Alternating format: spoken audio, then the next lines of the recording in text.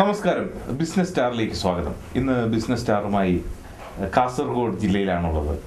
കാഞ്ഞങ്ങാട് നഗരത്തിലെ ഹോസ്ദുർഗിൽ പ്രവർത്തിക്കുന്ന ഭാമ പവർ ടൂൾസിൻ്റെ പ്രൊപ്രൈറ്റർ സി മുസ്തഫ സാറാണ് നമ്മളോടൊപ്പം എന്നുള്ളത്. ഞാൻ സ്വാഗതം ചെയ്യും. എനിക്ക് വളരെ കൗതുകം ഉണർത്തുന്ന ഒരു ബിസിനസ്സിലേക്കാണ്. അതായത് നമ്മുടെ നാടിനെ ഇന്ന് എല്ലാവരും വളരെ ഫാസ്റ്റായിട്ട് ചിന്തിക്കുന്ന ആൾക്കാരാണ്. അപ്പോൾ ആ ഒരു പോക്കിൽ മുന്നോട്ടുള്ള ആ ഒരു വേഗത്തിന് നമ്മുടെ ജോലിയിലെല്ലാം വേഗം കൂട്ടാൻ വേണ്ടിയിട്ടുള്ള ഒരു മഹത്തായ സംരംഭമാണ് ഭാമ. നമുക്ക് ഭാമയെക്കുറിച്ച്, ഈ ഭാമ തുടങ്ങാനുള്ളതും ഇത്തരം ഒരു ബിസിനസ്സിലെ പ്രേക്ഷകർക്ക് ഇപ്പോഴും മനസ്സിലായിട്ടില്ല പ്രോഡക്റ്റുകൾ എന്താണ്. ഞാൻ ഒരു സർപ്രൈസായിട്ട് വെച്ചെന്നേ ഉള്ളൂ. നമുക്കൊന്ന് സംസാരിച്ചു തുടങ്ങാം ഭാമയുടെ നമ്മുടെ ടൂളുകളെ കുറിച്ചും പ്രോഡക്റ്റുകളെ കുറിച്ചും.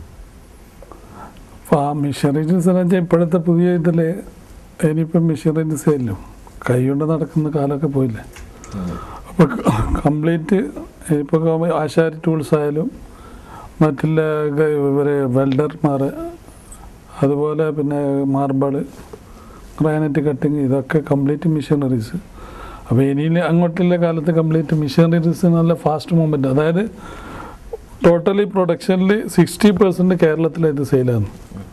അപ്പോൾ അതുകൊണ്ട് എന്ന് വെച്ചാൽ കൂടുതലും കേരളത്തിലാണ് ഇതിൻ്റെ ആവശ്യക്കാർ വരുന്നതുകൊണ്ട് ഇപ്പോൾ മറ്റുള്ള സ്റ്റേറ്റിന് ഇതിനപേക്ഷിച്ച് വളരെ കുറവ്, 60% കേരളത്തിലാണ് ഈ പവർ ടൂൾസ് സെയിൽ. അതുകൊണ്ട് പിന്നെ അതിന് നല്ല ഇമ്പ്രൂവ് ഉണ്ടാകുന്നില്ല കാര്യത്തിൽ നമ്മളതിന് തുടക്കം കുറിച്ചു. പവർ ടൂൾസ് എന്ന് പറയുന്നത് നമ്മുടെ ഇന്ന് നമുക്ക് ഇന്ന് ഊഹിക്കാവുന്നതേ ഉള്ളൂ.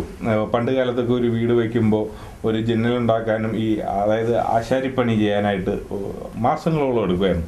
പക്ഷേ നമ്മുടെ ഇപ്പോഴത്തെ ലേറ്റസ്റ്റ്, അതായത് നമ്മൾ ഓവർഹോളിംഗ് പോലുള്ള പ്രോഗ്രാമിലൊക്കെ കണ്ടിട്ടുണ്ട് സായിപ്പന്മാർ ഉപയോഗിക്കുന്ന വളരെ ഫാസ്റ്റായിട്ടുള്ള ടൂളുകൾ. അത്തരത്തിലുള്ള ടൂളുകളാണ് ഇവിടെ ലോഞ്ച് ചെയ്തിരിക്കുന്നത്. ഇത് വളരെ ആഴ്ചകളോളം എടുക്കുന്ന ഒരു ജോലി മണിക്കൂറുകൾ കൊണ്ട് തീരുന്ന ടൂളുകളാണ്. അതായത് ടൂളുകളെ നമുക്ക് വിഷ്വലിലൂടെയും പരിചയപ്പെടാം. ഇത്തരം ഒരു ബിസിനസ് തുടങ്ങിയപ്പോൾ ഇങ്ങനൊരു ബിസിനസ് തിരഞ്ഞെടുക്കാനുള്ള കാരണം എന്തായിരുന്നു? ഇതിനു മുമ്പ് എന്തെങ്കിലും എക്സ്പീരിയൻസ് ഇല്ല എന്ന് വെച്ചാൽ മറ്റുള്ള ബിസിനസ്സിൽ എന്ന് വെച്ചാൽ ഇത് വരും, ഫ്ലക്ച്വേഷൻ വരും, മാർക്കറ്റ് കുറയും കൂടും. ഇതെല്ലാം എന്ന് വെച്ചാൽ എപ്പോഴും ഇന്നല്ലെങ്കിൽ സെയിൽ കുറച്ച് ലേറ്റ് ആയാലും നമ്മുടെ ബിസിനസ് ഇമ്പ്രൂവ് ആയി തുടങ്ങിയാൽ പിന്നെ അത് സ്ലോ വരില്ല. മറ്റുള്ള ബിസിനസ് ചിലപ്പോൾ വീണ്ടും സ്ലോ ആയി വരുമല്ലോ. ഇതാകുമ്പോൾ പിന്നെ ഫാസ്റ്റിലേക്ക് തന്നെ പോകുന്നില്ല. ആ ഒരു ഐഡിയയിൽ കുറച്ച് ലേറ്റ് ആയാലും കുഴപ്പമില്ല, ബിസിനസ് കൂടി വരും. അതുകൊണ്ട് നമുക്ക് അതിനോട് താല്പര്യം തോന്നും. ഇങ്ങനൊരു ബിസിനസ്, ഈ ബിസിനസ് മേഖലയിലേക്ക് വന്നിട്ട് എത്ര കാലമായി? ഞാനൊരു 17-18 വർഷമായി. മുമ്പിൽ സ്പേസസ് ഉണ്ടായത്, അത് ഒഴിവാക്കി ഇതിലേക്ക് വന്നു. സ്വന്തം വീട്ടിനടുത്ത് തന്നെ, സ്വന്തം നഗരത്തിൽ തുടങ്ങി. ഇനി ഈ ടൂളുകൾ ഏതൊക്കെ തരം ടൂളുകളാണ്, എന്താണ് അതിൻ്റെ ഉപയോഗം, അതേക്കുറിച്ചൊക്കെ ഒന്ന് പറയാമോ? പക്ഷേ കണ്ടുകൊണ്ടിരിക്കുന്നവർക്ക് തന്നെ ഉപകരിച്ചേക്കാം. ടൂള് ഇപ്പം ലേറ്റസ്റ്റ് ആയിട്ട് വരുന്നതെന്ന് നമ്മൾ കൂടുതൽ ഇപ്പോൾ എല്ലാവരും ഉപയോഗിക്കുന്നത് വെച്ചാൽ നമ്മൾ എസ്റ്റേറ്റിലെല്ലാം ഈ കാട് വെട്ട് മെഷീൻ ഉണ്ടല്ലോ. കാട് വെട്ട് മെഷീൻ, മുറിക്കുന്നതല്ല, കാട് വെട്ട് തെളിക്കുന്നത്. കാട് വെട്ട്.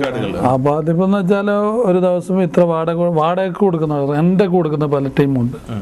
ഡെയിലി 1 മണിക്കൂറിന് ഇത്ര 150 രൂപ, 250. അപ്പോൾ അതേപോലെ കണ്ടമാനം. പിന്നെ തൊഴിലാളികൾ കിട്ടുന്നില്ല.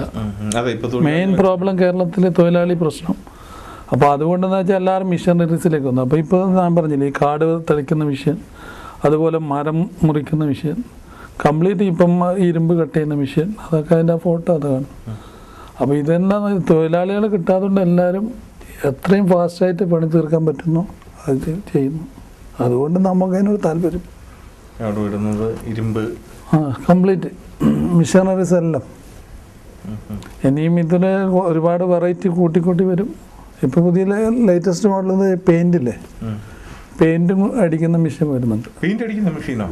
65,000 രൂപയോളം വരും. അത് വാടകയ്ക്ക് എടുക്കുന്നതായിരിക്കും ഉത്തമം അല്ലേ? അല്ല, അതിപ്പോൾ ഈ കോൺട്രാക്ടർക്കെല്ലാം 10 പേരൊക്കെ ജോലി എടുക്കുന്ന ആൾ വരില്ല, ഒരാൾക്ക് തന്നെ അടിച്ചു തീർക്കാം. വീട്ടിൽ സ്വന്തം മുതലാളിക്ക് തന്നെ അടിച്ചു തീർക്കുന്നു ഈ മെഷീൻ. വരുന്നുണ്ട് പുറത്തിറങ്ങി. ഒന്നുമില്ല, നമ്മൾ സാധാരണ വാക്കം ക്ലീനറില്ലേ, അതേപോലെ പെയിന്റിങ് ക്ലീൻ. സ്പ്രേ അല്ല, എങ്ങനെ ചെയ്യാൻ പറ്റും. അത് വളരെ വലിയ ഒരു പക്ഷേ മലയാളികൾക്ക് കേട്ടുകേൾവിയില്ലാത്ത ഒരു സംഭവമാണ് ഈ വെളിപ്പെടുത്തിയിരിക്കുന്ന പെയിന്റ് അടിക്കാൻ ഒരു മെഷീൻ. ഇനി ഒരു പക്ഷേ നമുക്ക് നമ്മുടെ ഡ്രസ്സിൻ്റെയൊക്കെ നിറം മാറി ഡെയിലി നടക്കും പോലെ വീടിൻ്റെയും നിറം കഴിവെങ്കിൽ കഴിവുള്ളവർ മാറാം, അടിക്കാൻ പറ്റും. സ്വന്തം വീട്ടിൻ്റെ ഉടമസ്ഥരൻ അടിക്കാൻ പറ്റും. ഇത്തരത്തിലുള്ള ഇത് ആരും ചിന്തിക്കാത്ത ഈ വഴിയിലൂടെ ചിന്തിക്കാനുള്ള ഒരു ക്വാളിറ്റി എന്താണ്? ഇപ്പോഴല്ല, എല്ലാവരും ഈ ഭാഗത്തേക്ക് കടന്നു വരുന്നുണ്ട് കുറേ ആൾക്കാർ. ഇനി ഇതിൽ ഈ പറഞ്ഞ പോലെ മിഷനറീസ് അല്ലാതെ തൊഴിലാളി കൊണ്ട് നടക്കൂല ഇത് പരിപാടി. അപ്പോൾ എല്ലാവരെയും ഇപ്പോൾ ഒരു കോൺട്രാക്ടറിന് ഇതുപോലത്തെ കട്ടിങ് മെഷീൻ 10 പീസ് 15 പീസ് എല്ലാം ഒന്നിച്ചെടുക്കും. അപ്പോൾ അതുപോലെ നല്ല സെയിലുണ്ട്. ഇപ്പം നമ്മൾ ഇപ്പോഴത്തെ പൊസിഷനല്ല, ഇനി കൂടി വരും. ഇത് കണ്ടുകൊണ്ടിരിക്കുന്നവർക്ക് ഒരു തോന്നൽ, അതായത് ഈ മെഷീനറീസിന്റെ വില ലക്ഷങ്ങൾ വരുമോ എന്നൊക്കെ ആയിരിക്കും. ഇല്ല, സാധാരണ റേഞ്ച്.